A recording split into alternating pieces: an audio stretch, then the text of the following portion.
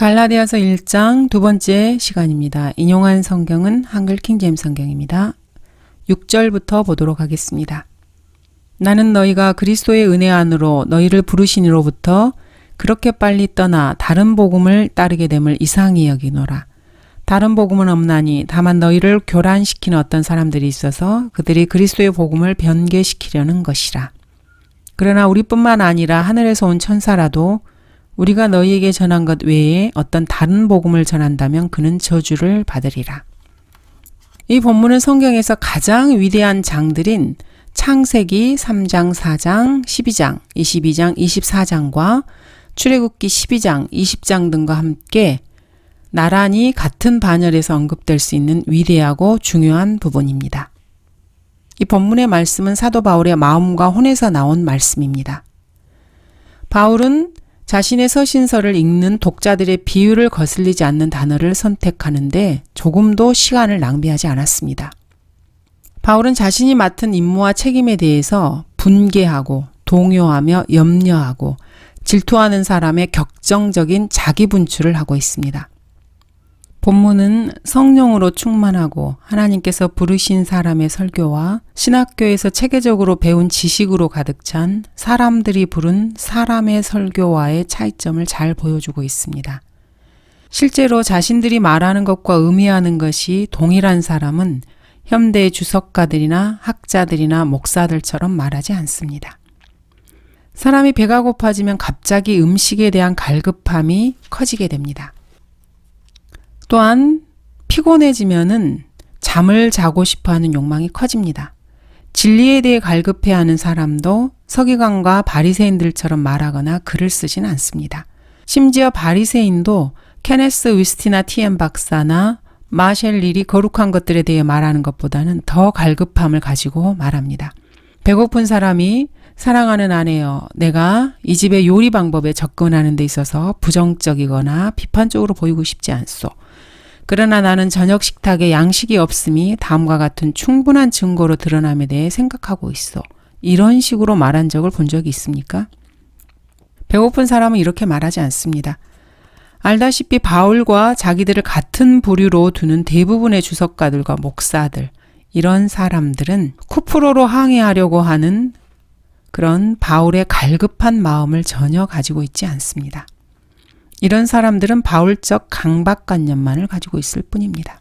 6절, 나는 너희가 그렇게 빨리 떠나 다른 복음을 따르게 됨을 이상히 여기노라. 바울은 소문으로 이 소식을 들었습니다. 바울이 사도행전 13장, 14장의 사역들에 시리아 안티옥으로 온 첫 번째 성경 교사들과 선교사들이 사역을 하고 소아시아에서 박해를 받으면서 열매를 맺었던 것들에 대해서 유대주의자들이 성도들에게 엉뚱한 충고를 해서 누룩이 스며들고 있다는 것을 알았습니다. 그들이 그 성읍에서도 복음을 전하여 많은 사람들을 가르치고 루스트라와 이코니움과 안티옥으로 다시 돌아가서 제자들의 혼을 강건케 해주고 그들이 믿음 안에 거하도록 공고하며 또 우리가 많은 환난을 거쳐서 하나님의 나라에 들어가야 한다고 말하니라. 두 사도는 각 교회에서 장로들을 선임하고 금식 기도하며 자기들이 믿는 주께 그들을 의탁하더라. 그들이 피시디아를 경유하여 팜필리아에 도착한 뒤 퍼가에서 말씀을 전하고 아탈리아로 내려와서 그곳에서 배로 안티옥을 향해 떠나더라. 그것은 그들이 완소한 일을 위하여 전에 하나님의 은혜에 의탁받았던 곳이더라. 이렇게 사도들은 박해를 받으면서 주 예수 그리스도의 복음을 열심히 전파하였습니다. 그런데 이 사역의 결과에 누룩이 스며든 것입니다. 유대주의자들이 엉뚱한 말을 퍼뜨린 것입니다. 유대에서 내려온 어떤 사람들이 형제들을 가르치며 말하기를 너희가 모세의 율법에 따라 할례 받지 않으면 구원을 받을 수 없노라고 하더라. 모세의 율법에 따라 할례를 주장했던 것입니다. 그러나 바리새파에서 믿는 몇 사람이 일어나서 말하기를 그들에게 할례를 주는 것이 필요하니 모세의 율법을 지키도록 공고하라고 하더라. 바울은 지금 어린 교회들을 바로잡기 위해서 이 글을 쓰고 있습니다. 학자들이 아무리 성경을 이리저리 뜯어고치고 엉뚱한 말을 첨가시켜도 그들 중 그 누구도 성경을 진실로 믿는 그리스도인들에게 이미 한글 킹제임스 성경이나 영어 킹제임스 성경을 통해서 발견된 것보다 더 많은 의미를 변개된 성경을 통해서 줄 수는 없습니다. 바울은 이렇게 말하고 있는 것입니다. 너희는 누군가에게서 어떤 것들을 복음이라고 듣고 있지만 사실 그것은 복음이 아니다. 이런 말입니다. 간단합니다.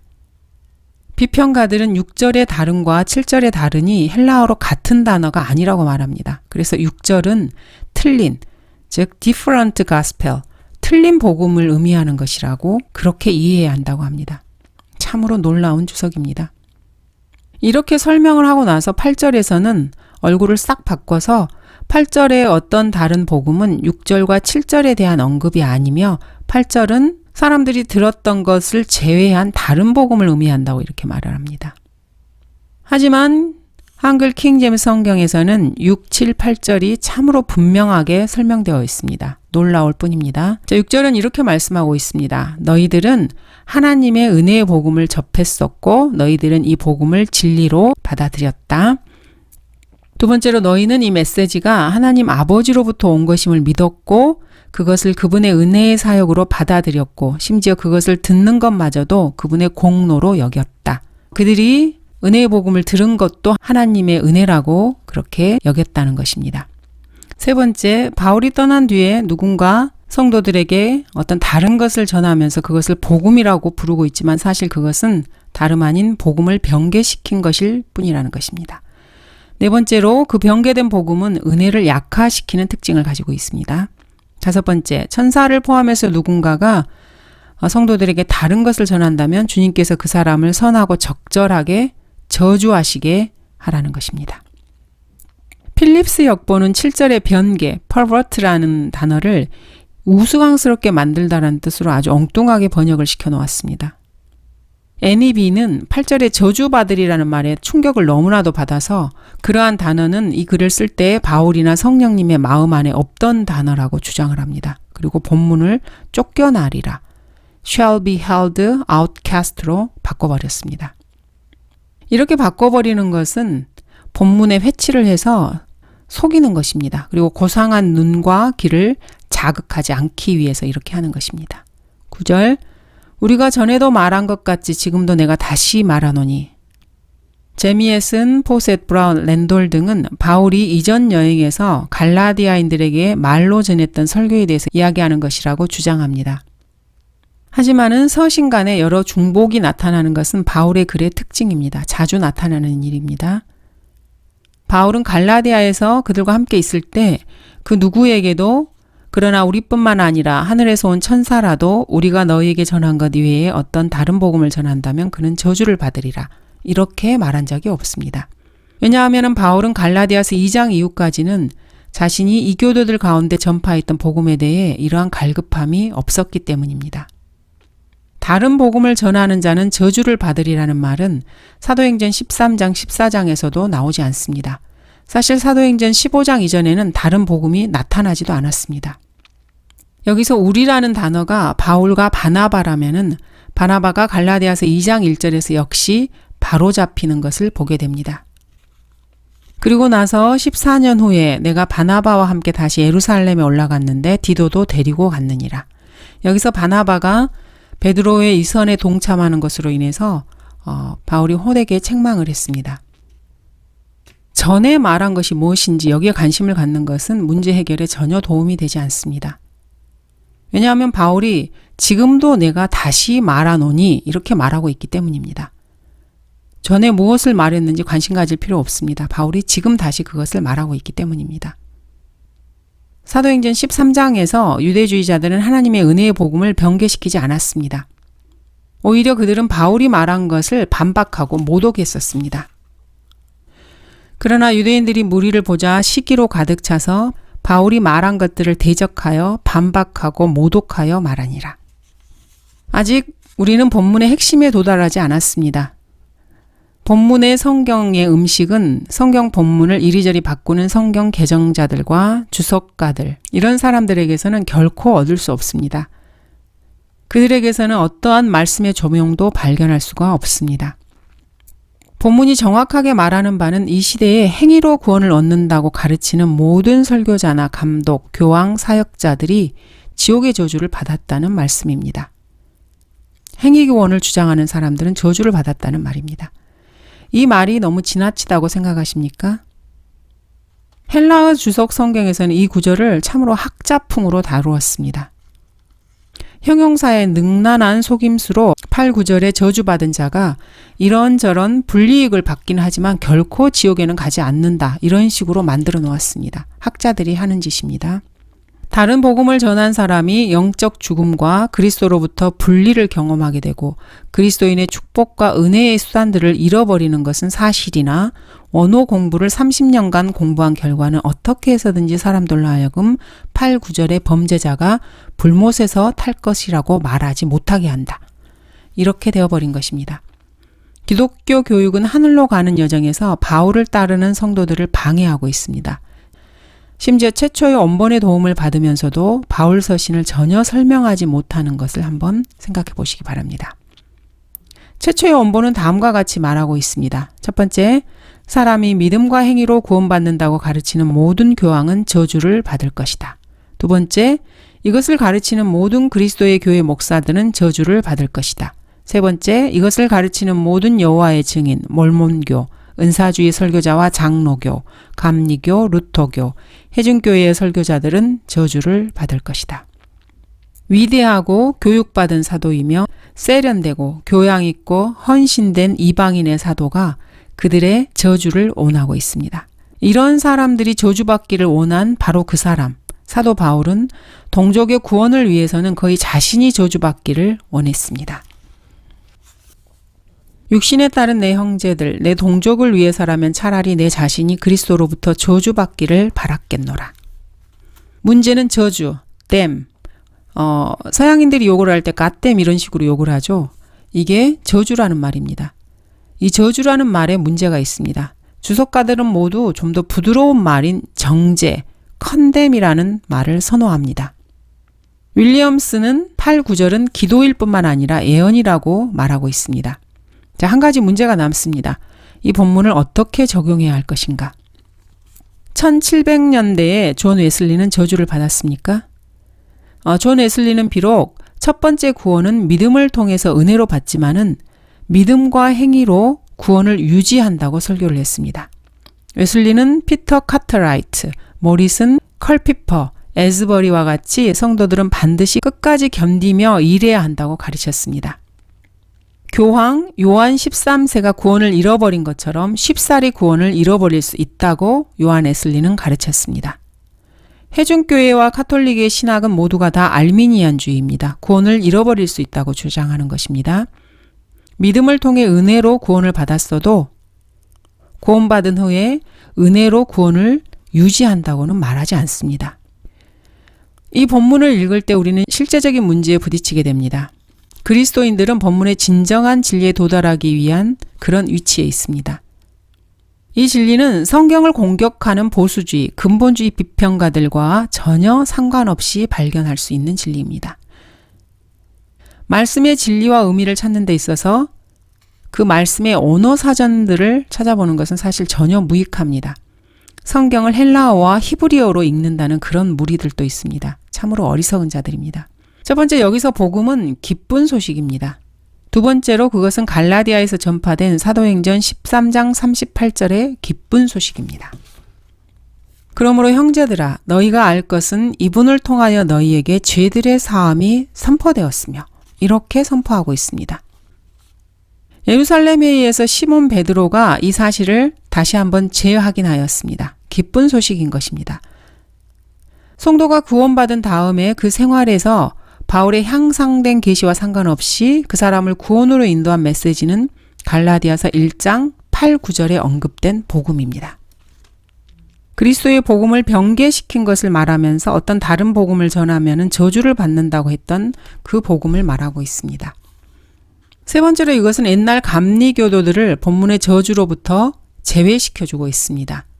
적어도 옛날 감리교도들은 피의 속죄와 하나님의 은혜에 의해서 거저받는 영생의 선물을 전파했기 때문입니다.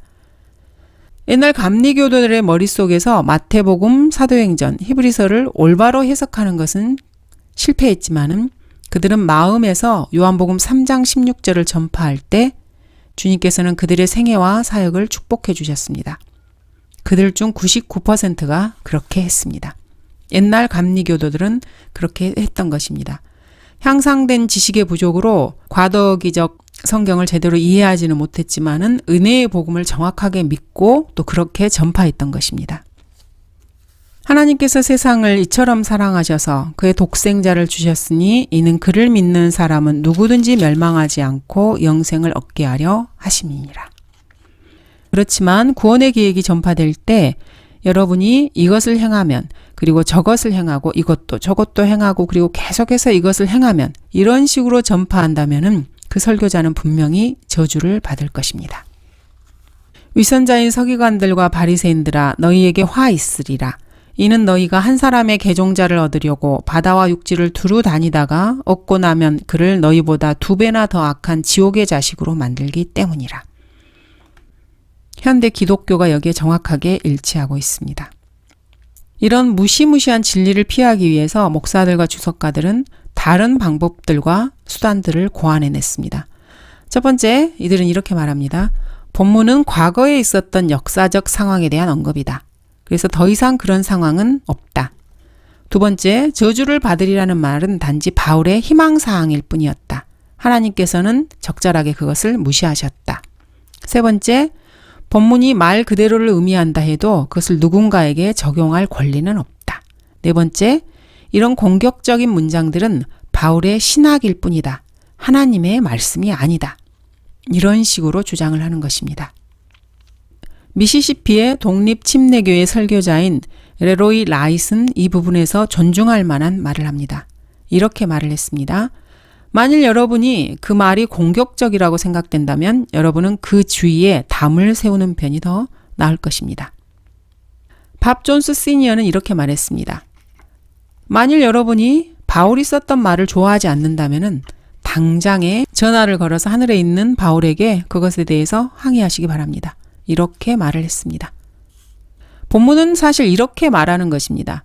만일 여러분이 어떤 죄인에게든지 예수 그리스도의 흘리신 피와 거저 주시는 하나님의 은혜의 선물 외에 하늘로 가는 다른 방법을 말한다면 하나님께서 당신을 지옥으로 저주하신다는 뜻입니다.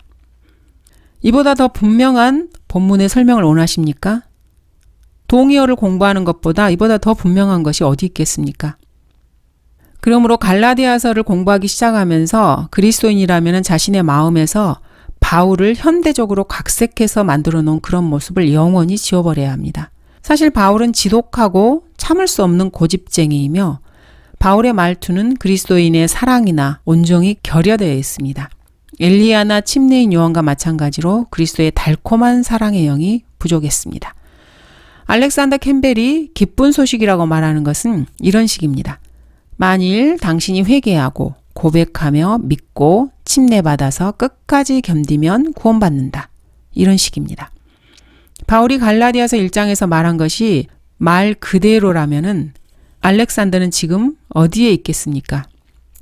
이노센트 1세부터 모든 교황은 여러분이 믿고 고백하고 성사를 지키고 교회에 복종하고 선한 생활을 하면 구원을 받는 것이라고 가르쳤습니다. 이노센트는 지금 어디에 있을 것 같습니까? 메리 엘렌 화이트와 러드포드 판사는 여전히 십계명을 지키고 그 외에 다른 것들을 지켜야 하늘나라에 갈 수 있다고 가르칩니다. 이 사람들은 지금 어떻게 됐을 것 같습니까? 엘렌 화이트는 안식교 창시자이고 러드포드 판사는 여호와 증인의 창시자입니다. 8절 그러나 우리뿐만 아니라 하늘에서 온 천사라도 그는 저주를 받으리라. 바울은 듣는 사람들이 행여 놓칠까 봐 2번씩이나 말하고 있습니다. 천사는 사실 계시록 14장 6절에서 다른 복음을 전하고 있습니다. 주석가들이라는 사람들이 이것을 놓치고서 자신들의 헬라어 사전을 가지고 만지작거리면서 우물쭈물합니다. 그러느니 하나님의 말씀으로 돌아가서 말씀을 읽는 편이 훨씬 더 낫습니다. 러크만 목사님께서는 종종 유명한 주석가들의 주석을 읽을 때마다 매우 실망스러운 것은 그 사람들 중에 그 누구도 이 구절에 대해서 성경이 무엇이라고 말하는지를 알려주지 않는 점이라고 말씀하십니다. 계시록 14장 6절을 보겠습니다. 여기서는 천사가 다른 복음을 전하고 있습니다. 영원한 복음을 전하는 장면입니다. 또 내가 보니 다른 천사가 하늘 한가운데로 날아가는데 그가 땅에 사는 자들과 모든 민족과 족속과 언어와 백성에게 전할 영원한 복음을 가지고. 영원한 복음의 내용은 이렇습니다. 하나님을 두려워하며 그분께 영광을 돌리라. 이는 그분의 심판의 때가 이르렀습니다. 하늘과 땅과 바다와 물의 원천들을 지으신 그분께 경배드리라고 하더라. 여기서 천사는 다른 복음을 전하지만 저주를 받지 않습니다. 그래서 성도들이 진리의 말씀을 올바로 나누어 공부하는 것이 왜 필요한지 분명히 이 구절을 통해서 알 수 있습니다. 이 천사는 분명 다른 세대의 다른 부류의 사람들에게 복음을 전하고 있기 때문에 저주받지 않는 것입니다. 성경은 인류를 세 부류로 구분하고 있습니다. 유대인과 이방인과 교회입니다. 고린도전서 10장 32절을 참고하시기 바랍니다. 계시록 14장에서 천사가 전한 복음은 베드로가 갈라디아서 1장 10절에서 14절에서 전한 복음이 아닙니다. 베드로는 사도행전 2장에서 성령을 받기 위해 필요한 행위를 설교했습니다. 그렇지만 그는 저주를 받지 않았습니다. 베드로의 설교를 잠깐 보도록 하겠습니다. 사도행전 2장 38절입니다. 베드로가 그들에게 답변하기를 회개하라. 그리고 죄들을 사함받은 것으로 인하여 너희 각자는 예수 그리스도의 이름으로 침례를 받으라. 그리하면 너희가 성령의 선물을 받으리라. 분명한 것은 마태복음 10장과 사도행전 15장 사이에는 사실 세 가지 종류의 복음이 있었습니다. 그리고 하나님께서는 이 세 가지를 모두 다 존중하셨습니다. 이 각 복음은 각기 다른 종류의 사람들을 위한 것이었습니다.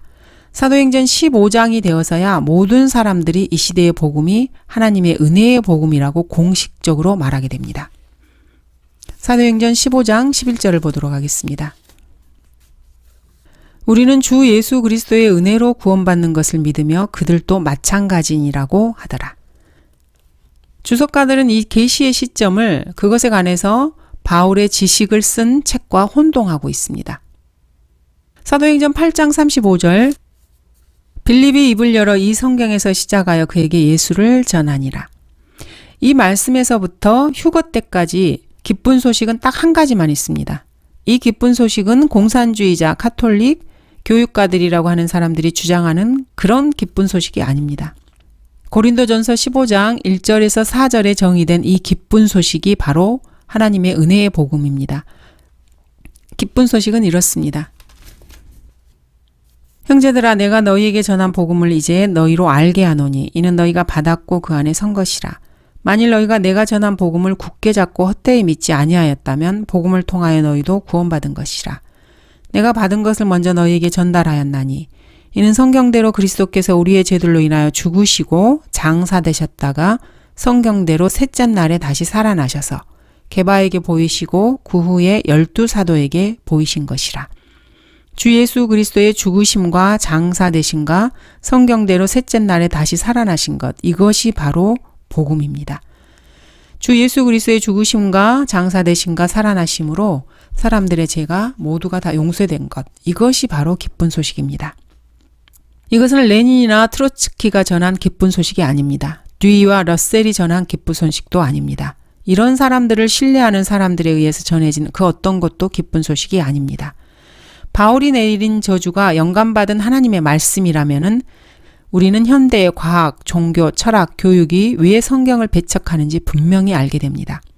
너희에게 전한 것 외에 어떤 다른 복음을 전한다면 그는 저주를 받으리라. 천사가 내려와서 설교한다 해도 로마서에 있는 위대한 진리들보다 더 잘 설명할 수는 없습니다.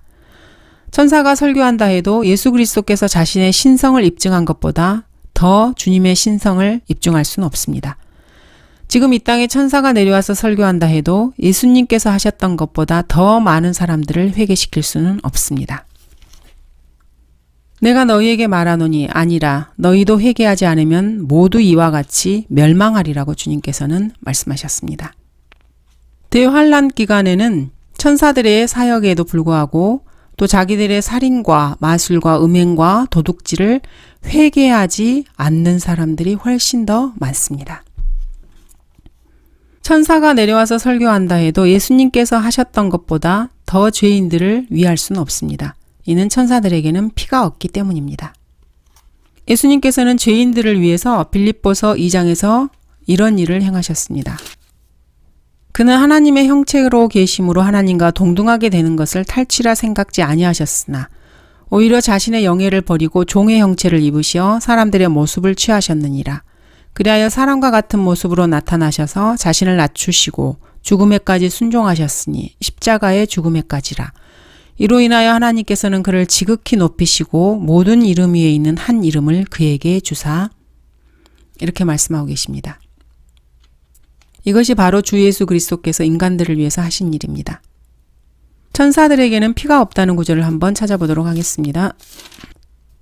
주께서 그를 천사들보다 조금 낮게 지으셨고 그를 영광과 존귀로 관을 씌우셨으며 주의 손으로 하신 일들을 그에게 넘겨주셨고 9절 그러나 우리가 죽음의 고난 때문에 천사들보다 조금 낮아지신 예수를 보니 영광과 존귀로 관을 쓰셨도다. 이는 하나님의 은혜로 말미암아 모든 사람을 위하여 죽음을 맛보기 위함이더라. 히브리서 2장 14절입니다. 자녀들이 피와 살에 참여하는 자인 것 같이 그 역시 같은 모양으로 동일한 것에 참여하신 것은 자신의 죽음을 통하여 죽음의 세력을 가진 자 곧 마귀를 멸망시키시며 예수님께서는 자녀들이 피와 살에 참여하는 것처럼 그 역시 같은 모양으로 동일한 것에 참여를 하셨습니다. 피와 살에 참여하신 것이죠. 하지만 천사들에게는 피가 없습니다. 고린도후서 11장 4절에서는 다른 예수, 다른 복음뿐만 아니라 다른 예수, 다른 영에 대해서도 말하고 있습니다. 거기서 바울은 빈정대듯이 말을 하고 있습니다. 실제로는 다른 복음에 귀 기울이는 고린도 교회 성도들을 비난하고 있습니다. 바울이 말하는 요점은 다른 복음은 잘 참고 그것을 전파하는 자들을 잘도 용납하는데 왜 나에게는 그 사람들에게 귀 기울이는 것처럼 참지 못하는가? 이렇게 비꼬듯이 말한 것입니다. 다른 복음에 귀를 기울이는 사람들에게는 저주가 선포되지 않았지만은 다른 복음을 전파하는 에큐메니칼 지도자들에게는 그 저주가 임할 것입니다. 10절 내가 이제 사람들에게 호감을 사랴 아니면 하나님께 사랴 아니면 내가 사람들을 기쁘게 하려고 하겠느냐 내가 아직도 사람들을 기쁘게 하려고 한다면 나는 그리스도의 종이 아니니라. 이렇게 설명하고 있는데도 사람들은 본문의 헬라어 단어들을 가지고 시간을 낭비하는 그런 사람들이 많습니다. 참으로 비극적인 일입니다. 본문은 19세기 동안 성경적 그리스도인의 신앙의 영을 잘 공급해온 귀한 말씀입니다. 본문은 그리스도를 위해서 죽은 모든 순교자들의 생활과 동기와 행동들을 잘 설명해주고 있습니다. 빌리 선데이, 제이 프랭크 노리스, 밥 존스 시니어, 샘 존스, 찰스 피니, 허브 마이어, 스토치, 스터브너, 프랭크, 진젠돌프, 벨러, 스펜젠버그, 피터 카트라이트, 멜 트로터 같은 사람들이 왜 인기와 영합하지 않았는지를 잘 설명해주고 있습니다. 이와 반대로 세상의 유명 인사들인 나폴레옹, 워싱턴, 링컨, 처칠, 루즈벨트, 히틀러, 브랑코, 풀턴 쉰, 파이크 주교, 린던 존스, 아놀드 파머, 카스트로, 라켈 웰치, 샤를 마누, 드골, 찰스 다윈, 교황 바오로, 알렉산더 대왕, 네로, 케네디, 토마스 아퀴나스에게 세상이 엄청난 점수를 주면서 그 사람들의 이름을 계속해서 해자하는 이유도 분명하게 설명해주고 있는 본문입니다. 그 누구도 종교 지도자들을 저주하면서 사람들에게 호감을 사려 하지는 않습니다. 그 누구도 사람들이 부패하고 타락하였기 때문에 스스로를 구원할 수 없다고 말하면서 그러면서 사람들에게 호감을 사려 하지는 않습니다. 바울은 이렇게 말하고 있습니다. 육신에 좋은 모양을 내고자 하는 자들이 억지로 너희를 할례받게 하는 것은 다만 그들이 그리스도의 십자가 때문에 박해받지 않으려는 것뿐이니라. 할례받은 그들 자신도 율법을 지키지 않으면서 너희로 할례를 받게 하려는 것은 그들이 너희의 육신을 자랑하게 하려는 것이라. 그러나 나에게는 우리 주 예수 그리스도의 십자가 외에는 결코 자랑할 것이 없나니 그로 인하여 세상이 나에게 십자가에 못 박히고 나도 세상에게 그러하니라. 자신을 위대한 자라고 부르면서 사람들에게 호감을 사려고 애쓰는 자는 끝까지 가져갈 수 없는 사람의 영화를 자랑합니다. 사람들에게 아첨하는 말들로 시간들을 낭비하고 자신의 신념을 상황이 바뀔 때마다 적절하게 그의 청중들에게 맞춥니다. 이런 상황윤리를 실천하는 사람들은 콜롬비아 대학의 부도덕한 졸업자가 그것에 대해 책을 쓰기도 전에 이미 30세기 동안 정치가들에 의해서 실행되어 온 일입니다. 세상 사람들은 이렇게 상황윤리를 실천하는 사람들입니다. 사도행전에도 위대한 자라고 불리는 자가 있었습니다. 이 사람의 직업이 무엇이었는지 아십니까? 한번 보겠습니다. 거기에 시몬이라는 사람이 있었는데 전부터 그 성읍에서 마술을 행하여 사마리아 사람들을 매혹시켜 자신을 위대한 자라 칭하니. 이 자가 이렇게 하였더니 작은 자로부터 큰 자에 이르기까지 모두가 그에게 주목하여 말하기를 이 사람은 하나님의 위대한 능력이라고 하더라. 세상은 마술을 행하는 사람들을 하나님의 위대한 능력을 가진 자라고 칭하고 그렇게 따르고 생각합니다. 사람의 영화가 어떤지 한번 시편을 살펴보도록 하겠습니다. 누군가가 부해지고 그 집의 영화가 커질 때 너는 두려워 말라. 이는 그가 죽으면 아무것도 가져갈 수 없기 때문이니 그의 영화가 그 사람을 따라 내려가지 못하리라. 그가 살아있을 동안에 자기 혼을 축복하였고 내가 내 자신에게 잘 행하여 사람들이 너를 칭찬할지라도 그가 자기 열조에게로 가리니 그들이 결코 빛을 보지 못하리라. 사람이 종기에 처해 있어도 깨닫지 못하면 멸망하는 짐승들과 같도다. 사람의 영광을 누리는 사람들을 멸망하는 짐승들과 같다고 성경은 말씀하십니다. 성경에는 사람들에게 아첨하는 사람들도 나옵니다. 사도행전 24장을 보겠습니다. 바울이 불려 나오니 터툴로가 고소하기 시작하여 말하기를. 자, 터툴로가 말하기 시작합니다. 아첨의 말로 시작하고 있습니다.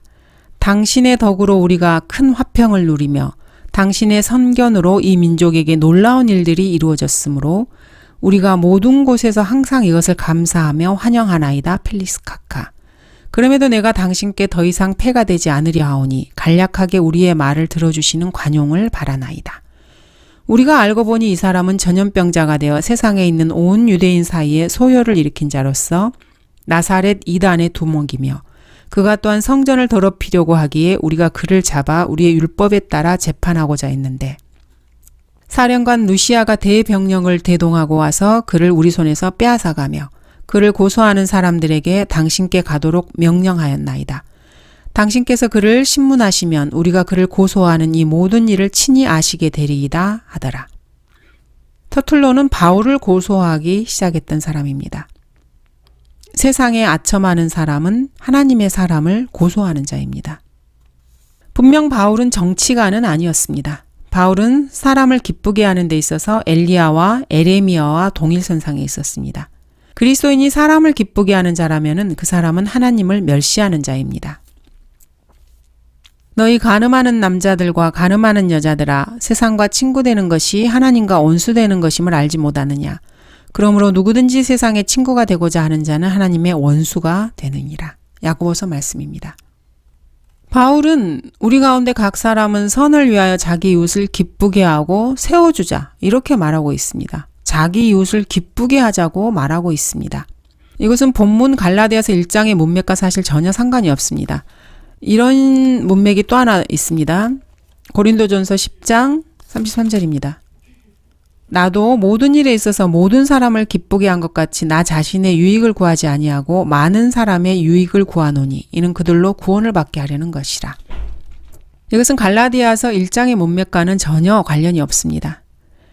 로마서와 고린도전서는 구원받지 못한 사람 앞에서 간증을 유지하는 것과 그리스도 안에 연약한 형제들을 실족시키는 자유주의자를 다루는 구절입니다. 하나님의 말씀을 전하는 일에 관해서는 그 누구에게서도 그 결과가 비록 돌로 맞고 매를 맞는 것이라 해도 두려움이나 주저함 없이 전해야 하고 결코 누군가를 위해서 타협하지 말아야 합니다. 사람들에게 승인을 받는 것은 예수 그리스도나 바울에게는 사실 아무런 의미도 없었습니다. 사람들의 승인은 루터나 존 웨슬리에게도 별 의미가 없었고 첫째 계명에 순종하는 모든 참된 그리스도인에게도 마찬가지입니다. 출세를 위해서 사는 사람이나 사회적 인정이나 종교적 명성을 얻으려는 사람들은 자신들의 헌신을 입증하기 위해서 피할 것은 잘 피하고 조종하고 타협하고 돌아서고 속이기도 합니다. 그러나 히브리서 12장 1, 3절 순종하는 사람들의 태도는 그들과는 다릅니다. 그러므로 이처럼 많은 구름 같은 증인들이 또한 우리를 둘러싸고 있으니 우리 또한 모든 무거운 것과 쉽게 에워싸는 죄를 벗어버리고 인내로 우리 앞에 놓인 경주를 하자. 그리고 우리 믿음의 창시자여 완성자이신 예수를 바라보자. 그는 자기 앞에 놓인 즐거움을 위하여 십자가를 견디시고 수치를 개의치 아니하시더니 하나님의 보좌 오른편에 앉으셨느니라.